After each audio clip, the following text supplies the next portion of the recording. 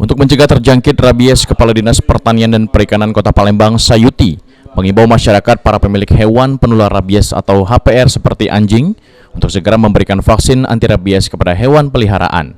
Sementara itu, target bebas rabies minimal 70% dari populasi anjing sudah mendapatkan vaksin.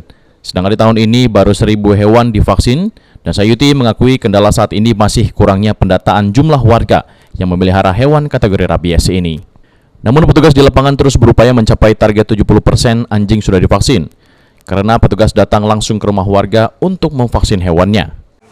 Untuk pendataan, karena target bebas rabies itu kan minimal 70% dari populasi anjing itu sudah tervaksin. Nah, ini yang memang masih terkendala di kita, karena belum menyeluruh kita pendataan ini, belum selesai pendataan di lapangan. Tapi kita selalu jemput bola. Contohnya kemarin ada surat dari Kelurahan Sako untuk vaksin, ya. Ini mungkin hari 2 ini kita datang, kita jemput bola, dan vaksin ini gratis, ya. Dan kita catat.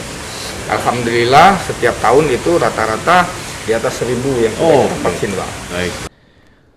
Vaksinasi anti rabies untuk masyarakat dipastikan aman dan gratis sehingga pemilik dan warga sekitar aman terkena gigitan hewan tersebut.